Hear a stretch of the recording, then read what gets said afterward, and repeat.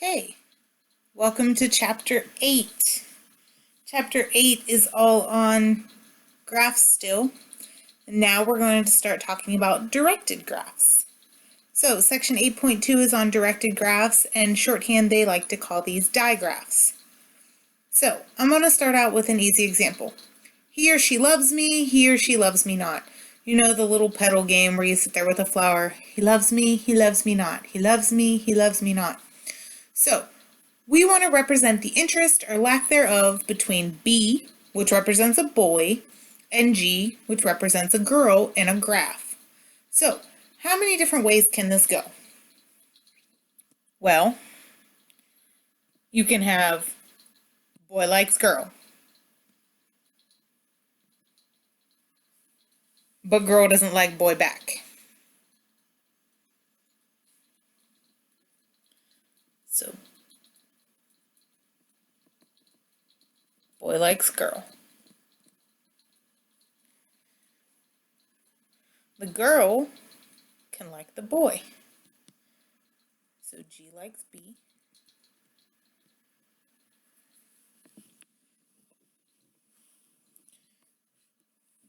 They can both like each other. So boy likes girl, girl likes boy.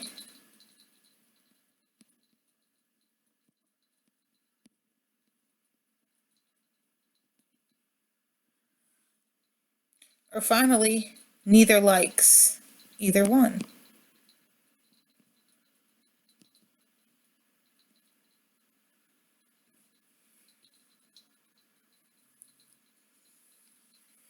Okay, so all a directed graph or a digraph is a graph in which the edges now have direction.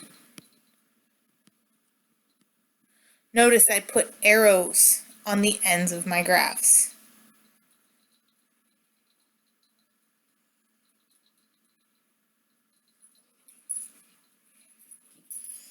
And your examples are above.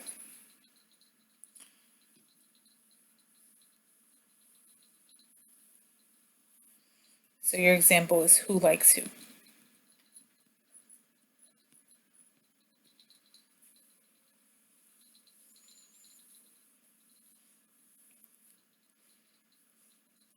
So, as always, we've got some key terms we've got to talk about here. So, key terms about digraphs. First one is an arc. These are directed edges.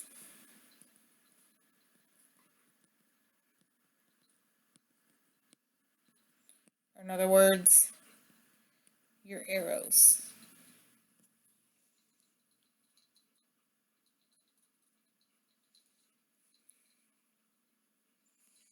And these go from start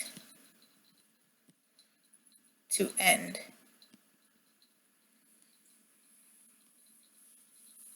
So if you see something X, Y, that means X is your starting vertex, Y is your ending vertex. So your X is the start, and your Y is what it points to. If I flip-flop it and we write it Y to X, that means Y is my starting point, and it's pointing to X. So X to Y, Y to X. Whatever comes first is your start. Whatever comes second is what it's pointing to. Arc set. List all of the arcs in the digraph. So we're just going to list them up in the picture. So this first arrow here, A, and it's pointing to B. So this is A, B.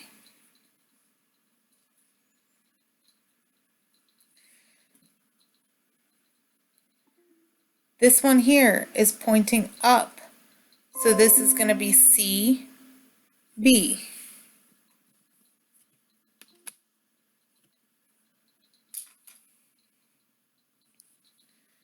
Down here, D points to C, so this is D, C.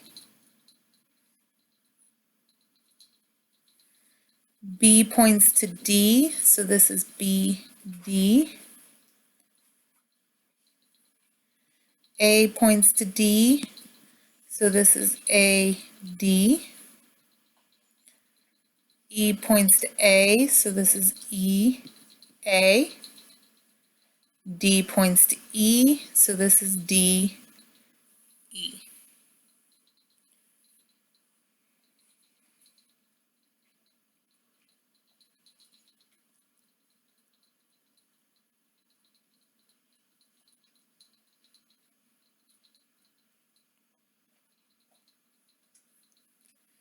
Incidence.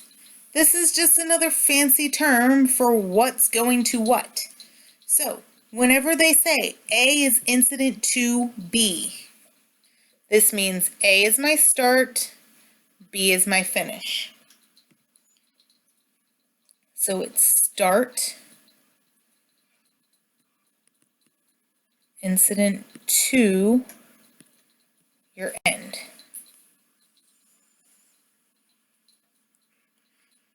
If we change one of those words and we now use incident from, E incident from D, which means D is now your starting point and E is your ending point. So this is end, oops, sorry, end, incident from start. So anytime you see incident from, that means your ending point is first, your starting point is second. Anytime you see incident to, that means your starting point is first, your ending point is second.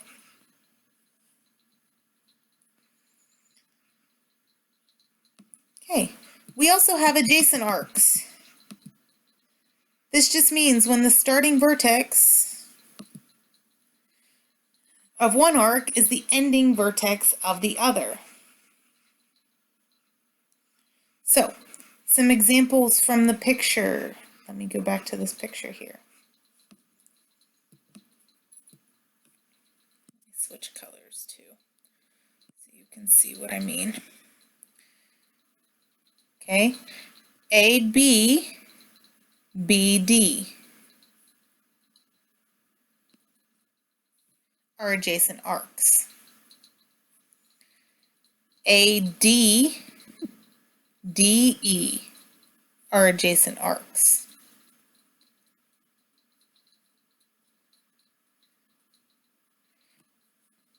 BD and DC are adjacent arcs. So if one arrow leads into the next arrow, they are adjacent arcs. So let me write some of these examples down here. So we had AB, oops, AB and BD. We had AD and DE. You could have done BD and DC.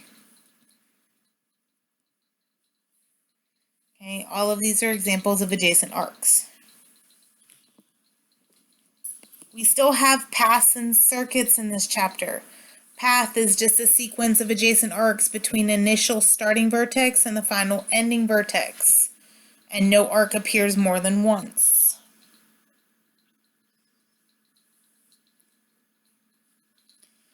And you would just list your vertices or arcs in order.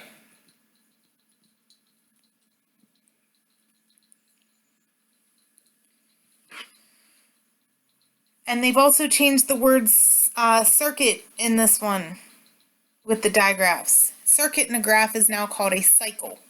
So it's just a path that starts and ends at the same vertex. Okay, so same concept, just a new term. So a circuit is now called a cycle. And lastly, we have degrees in a graph.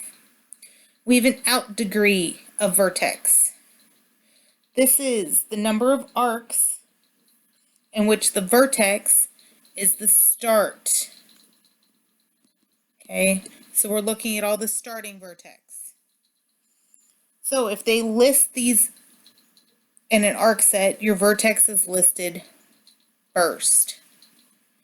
So what I mean by that is if it's AB, A is your out degree.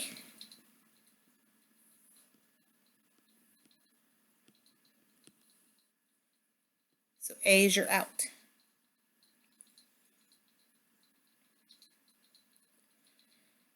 Lastly, in degree of a vertex. The number of arcs for which the vertex is the ending vertex. And again, if they list it as an arc, your vertex is listed last. So again, if we go back to AB, B is the in. It's listed second or last.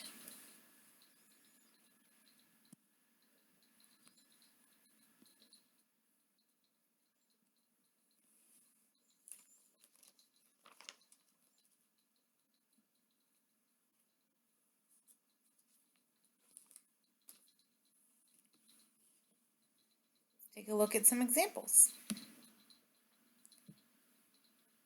Consider the digraph to the right. A is incident 2. What vertices have arrows pointing from A to something else?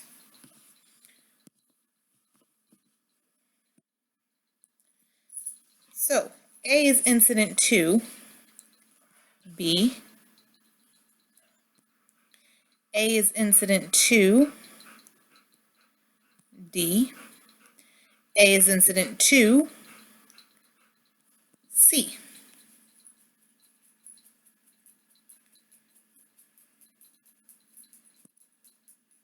A is incident from.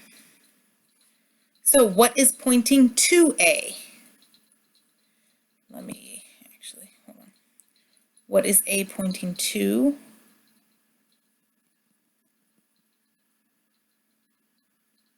What is A pointing to? And this is what is pointing to A.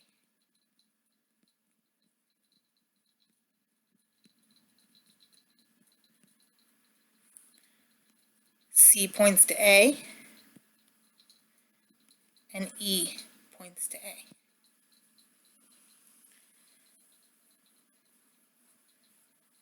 Find the in degree and out degree of each vertex. So A has 1, 2 pointing in, and 1, 2, 3 going out.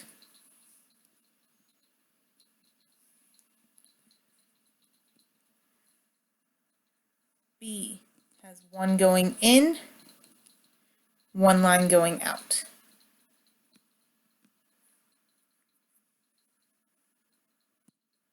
Let me erase some of this real fast so you can see.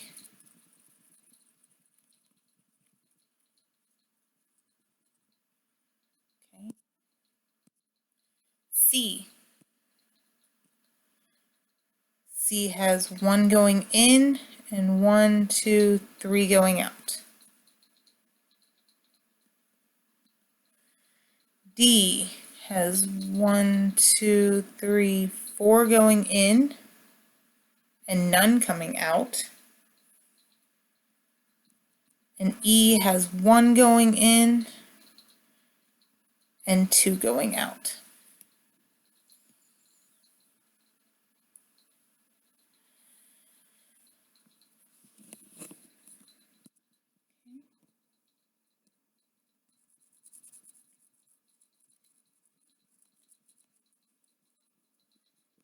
Find a path from A to D.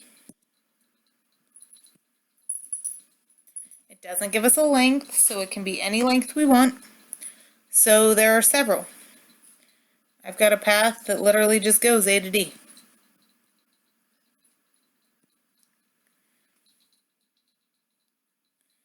I've got one that goes A to B, B to D.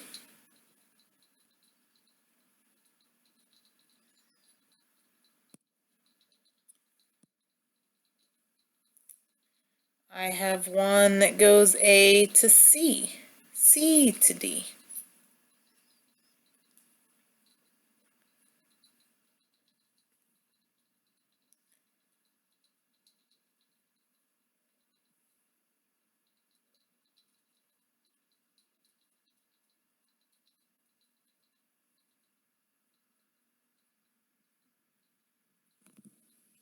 So there are several options here. Finally, the last one. Do any cycles exist? Is there any point where we can leave that point and go back to that point?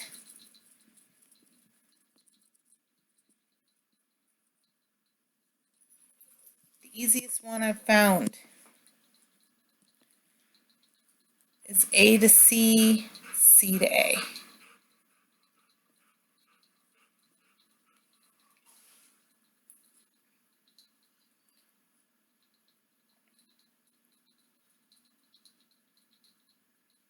But there is actually one more. A to C, C to E, E to A.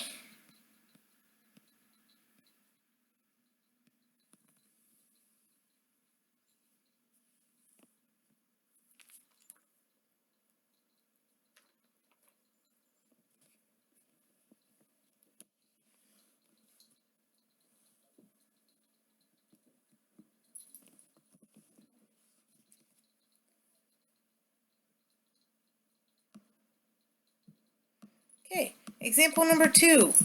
This time all they give us is an arc set. They don't give us a picture. Now, if you want to go ahead and draw a picture, that's fine. We're going to try to do this without a picture. So, what is the out degree of V and Z? So, remember, if we're looking at out degree,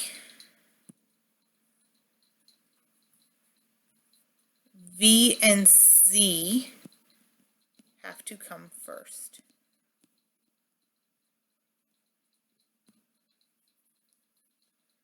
So V, 1, 2. V has an out degree of 2. Z, 1, 2. Z also has an out degree of 2. In degree, so V and Z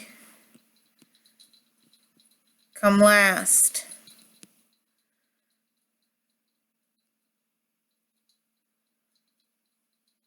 V never comes last, so V has an in degree of 0. Z comes last, 1, 2, 3. Z has an in degree of 3.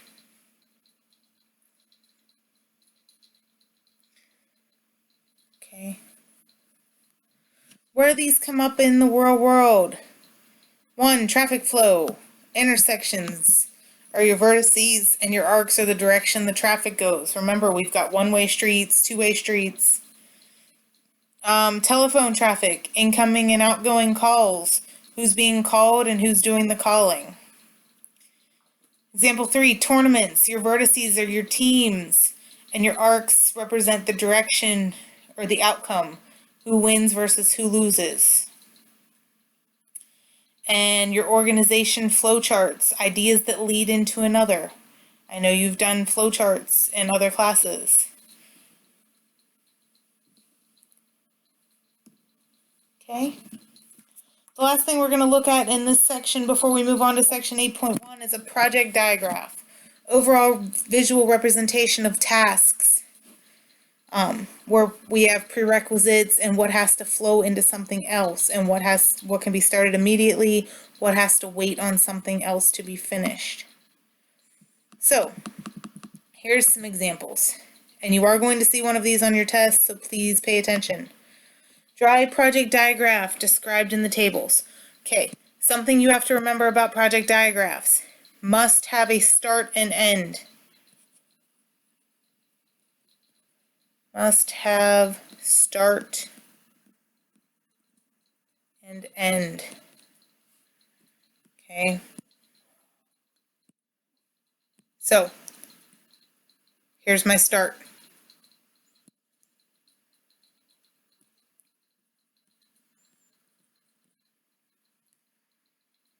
Okay. Your start always leads into what has no precedent relations. Okay, so X and Y have nothing here. So your start will always lead into what has nothing. So X and Y. So start will go in to X and Y.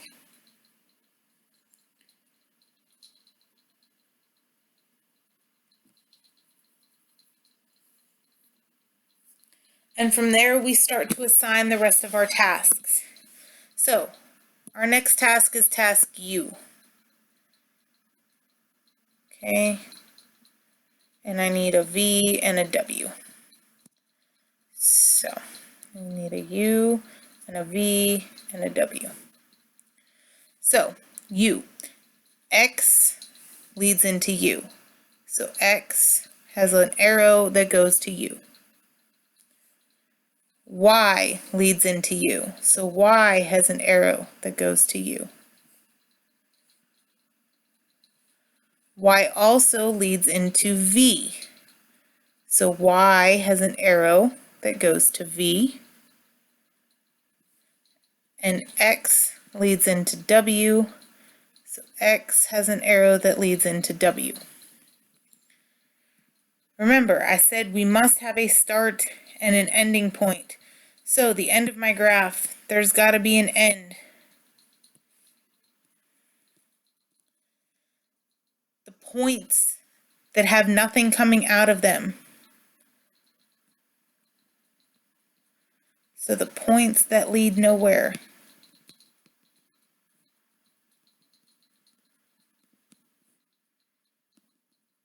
Go to the end point. So V doesn't lead to anywhere, so it must go to end. And W leads nowhere, so it must go to end.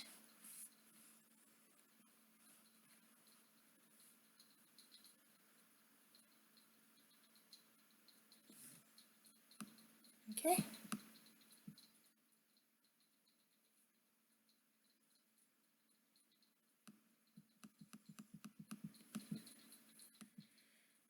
All right, let me get my black marker back out here, my thick one. So there's my start. I'm going to throw an end in over here.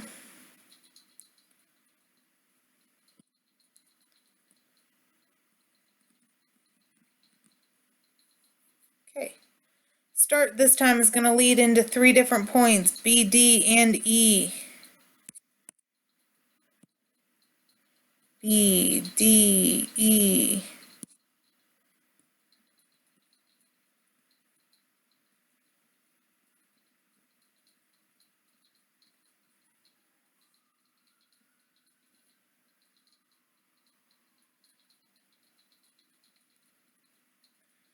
Okay, let's see what B leads into.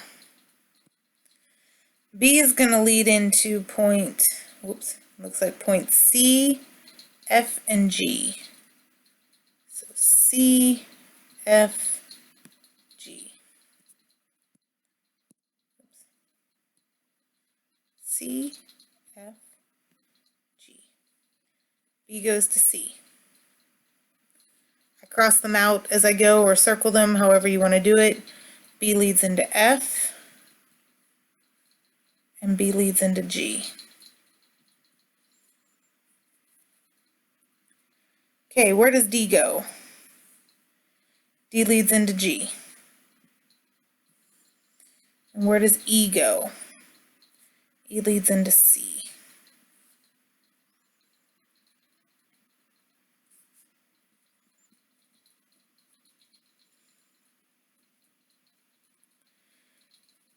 Okay, so we're done with B, D, and E. Now let's see, where does C go? C leads into A. So we need a point A. And C leads into A. F also leads into A. What else does F lead into? Well, F leads into H. Oops. F leads into H. And G leads into H.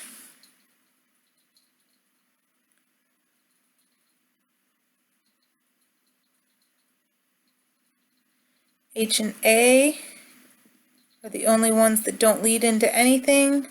So A and H are both going to go to the end.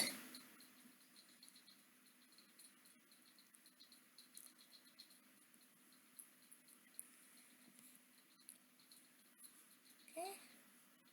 Last example for this section, and then 8.1. 5 computer programs need to be executed. There are 1 10-minute, 2 7-minute, 1 12-minute, and 1 20-minute program. Okay, so we've got 10-minute, 7-minute, a 7-minute, because we've got 2 of them. So 1 10, 2 7s, a 12, and a 20.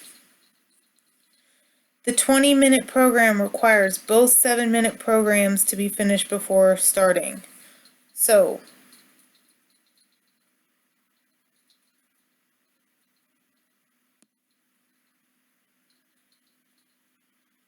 seven leads into 12. The 10-minute program cannot be started until the 12-minute program has been completed. So 12 leads into 20. Draw a project diagram for this situation. So, again, we need a start point.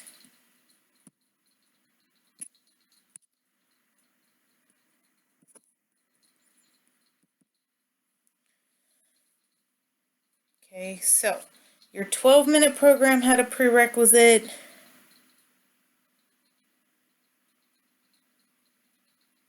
Oh, I'm sorry. Wait.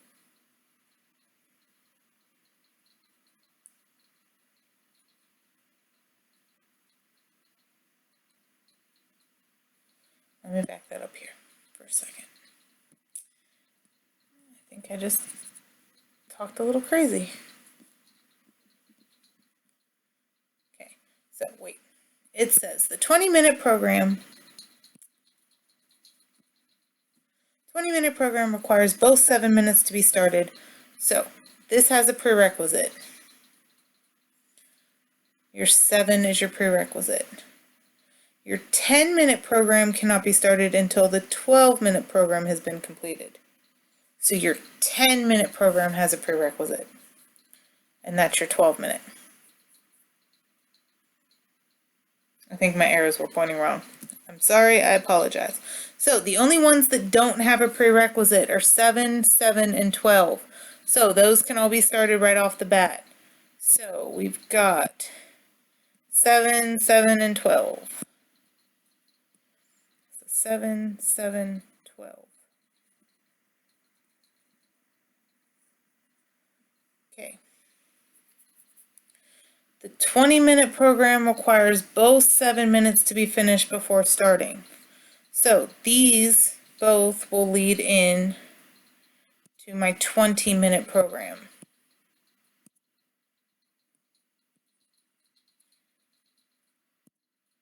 And the 10-minute program cannot be started until the 12-minute program has been completed. So 12 leads into 10.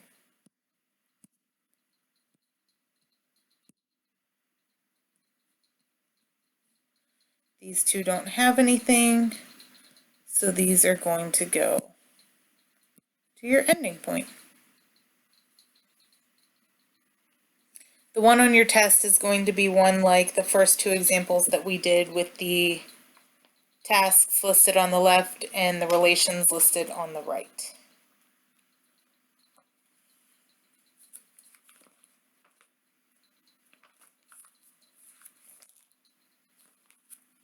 Okay. We're going to continue on to section 8.1. Basic elements of scheduling. So we're going to talk about the vocabulary terms now. Yay! So, first things first, to get us on the track here, what do you need to do to apply to and attend college? Okay.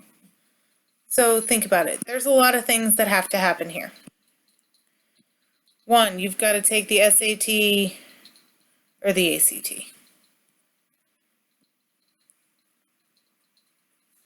You've got scholarships, applications. Some colleges require essays. You've got to do that FAFSA for financial aid. You need to graduate.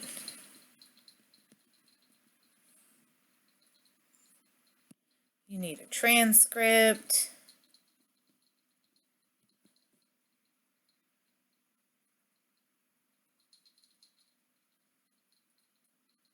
Some of you may need teacher recommendations.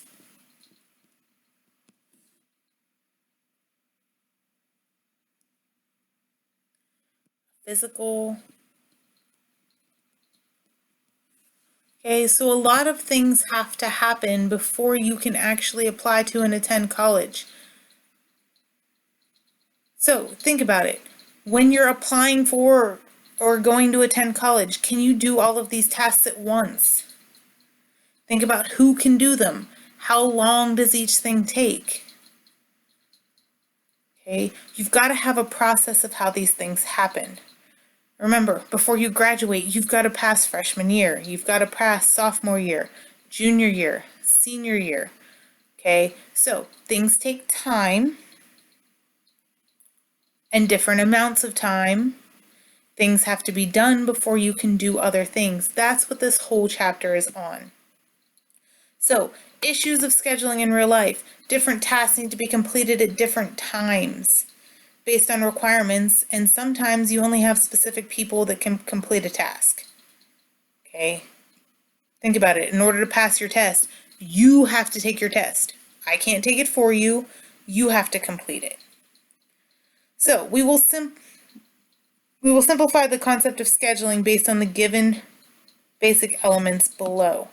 So, the first term in this section is going to be a processor.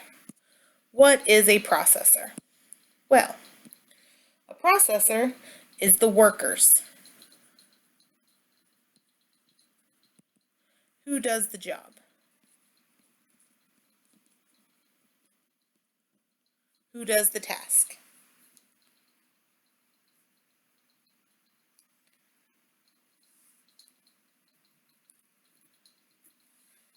N represents the number of processors you have. And they note this as processor 1, so P1, P2, P3, P4, depending on how many processors you have. Your tasks. This is your unit of work.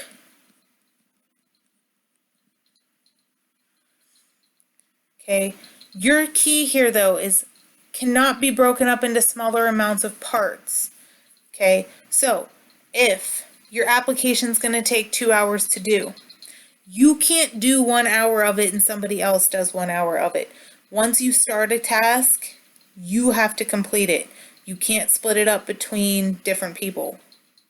So each task cannot be shared between different processors.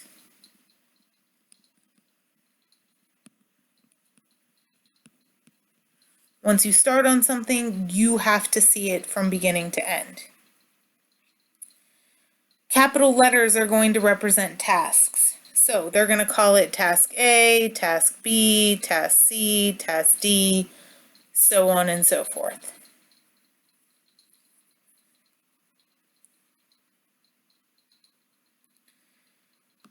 Your task can be in one of 4 different states.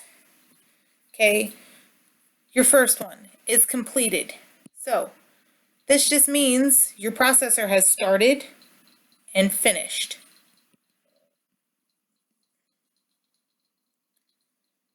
Your task can be in execution. So it's been started, but we're still working. Your task can be ready. It could be started because all prerequisites have been completed. Or your task could be ineligible. It cannot be started because some of the prerequisites have not been completed yet. So, since most of you have just completed this within the past year or 2, let's talk about the task of getting a license. So, what makes you ineligible to get a license? Well, you have no permit.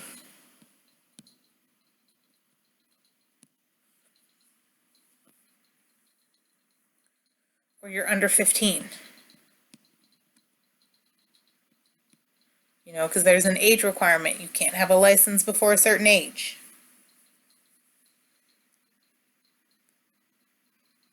Okay? When you're ready, how do you know you're ready to get a license? Well, you went and took your permit test. So you've got a permit and you're of age.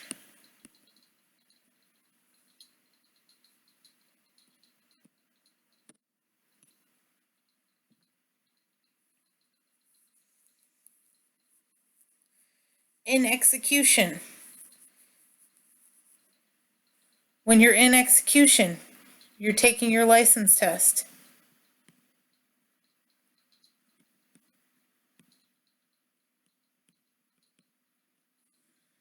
And when you're completed, you have a license.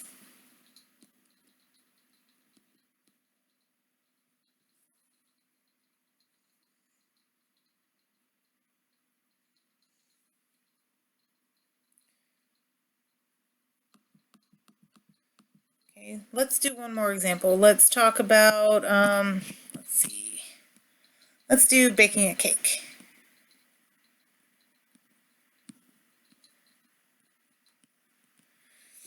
Okay. Why would you not be able to bake a cake? What makes you ineligible? You have no ingredients.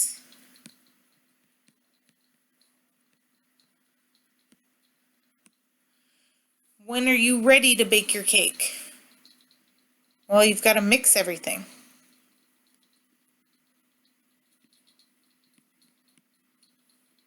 In execution, well, it's in the oven.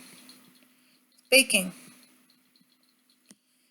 And once it's completed, you've got a finished cake. Okay, so that's what we mean about your states of tasks.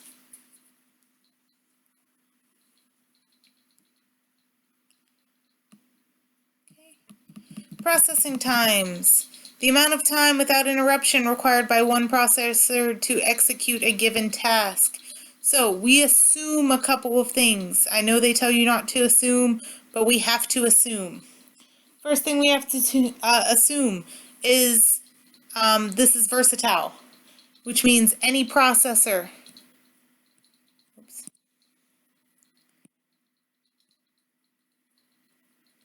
Any processor can execute any task. Okay? So you can do anything. You have no restrictions. Uniformity. The processing time for a task is the same regardless of a processor. We all work at the same amount or the same speed. Okay? Perseverance. The processor will complete the task without interruption.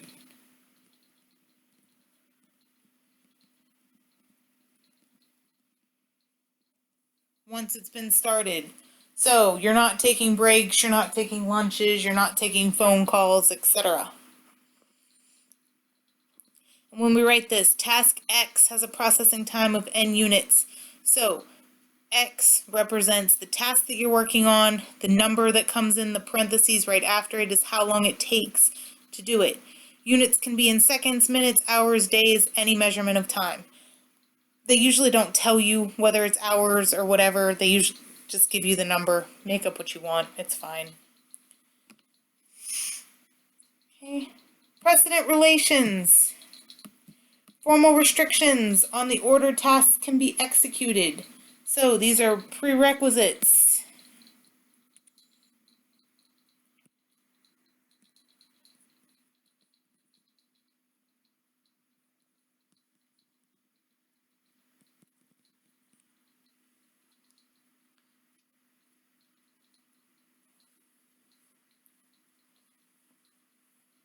So, notation, X goes to Y.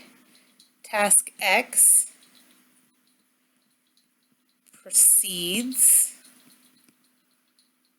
task Y. So Y cannot be started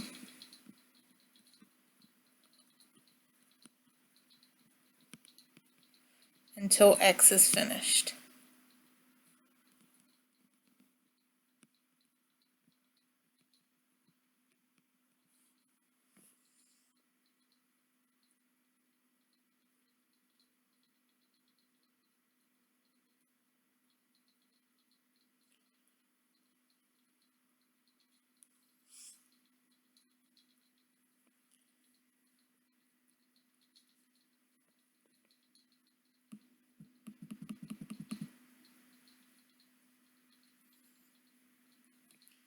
Okay, so that's the first graphical representation here. X leads into Y. Okay. Independent. No precedent relations, so nothing has to be done before anything else.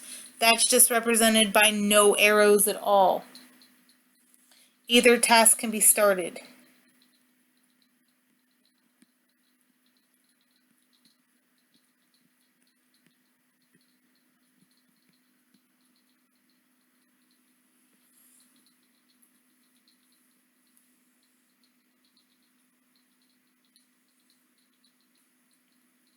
Okay. Transitive.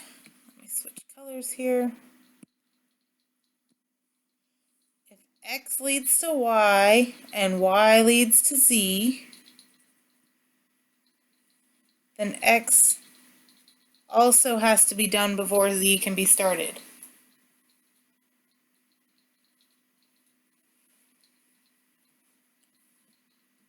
Okay, so if X must be completed before Y and Y must be completed before Z, then X must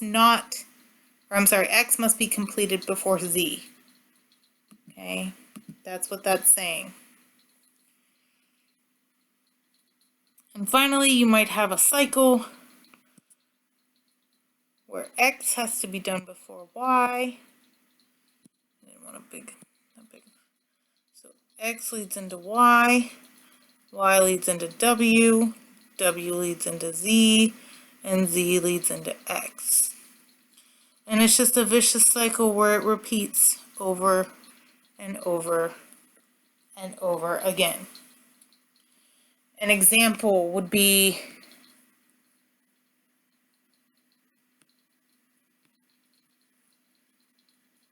chicken and egg.